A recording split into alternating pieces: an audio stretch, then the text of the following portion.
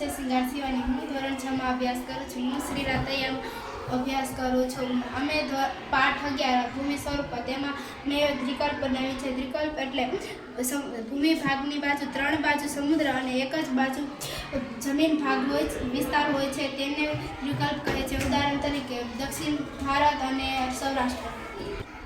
નમસ્તે, મારું નામ મેડમ પિયુષ કિરણભાઈ છે. હું ધોરણ 6 માં અભ્યાસ કરું છું. મેં અખાત બનાવ્યો છે.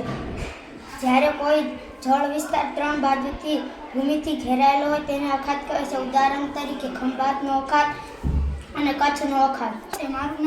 મારું નામ ઠાકુર દિશાંત છે. હું ધોરણ 6 માં અભ્યાસ કરું છું. જે માટે મેં સામાજિક વિજ્ઞાન માટે 11મો પાઠ લીધો છે. ભૂશીરો. આ છે સમુદ્ર ધુની. સમુદ્ર ધુની એટલે કે બે જળીય વિસ્તારોને જોડતી જળ સાંકડી પટ્ટી.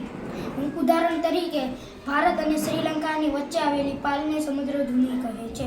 મારું નામ અણાર કરમરાજ છે. હું ધોરણ 6 માં અભ્યાસ કરું છું. મેં સામાજિક વિજ્ઞાનમાંથી 11મું પાઠમાંથી ભૂમિ સ્વરૂપોમાંથી ભૂશીર બનાવ્યું છે. ભૂશીરમાં એક બાજુ જમીન અને વચ્ચે સાંકડી પટ્ટી વાળી જમીન અને એની બે બાજુ પાણી. નમસ્કાર, મારું નામ છે રાસન. હું ધોરણ 6 માં અભ્યાસ કરું છું.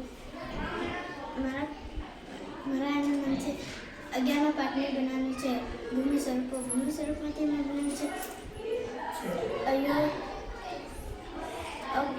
અયોગી લકતી ભૂમિ. નમસ્કાર, મારું નામ છે ઠાડી. હું ધોરણ 6 માં અભ્યાસ કરું છું. આ પાઠનું નામ છે ભૂમિ સ્વરૂપ. આ મેં ટાપુ બનાવ્યો છે. ફરતી બાજુ પાણી છે. વચમાં ઓલી જૂન છે.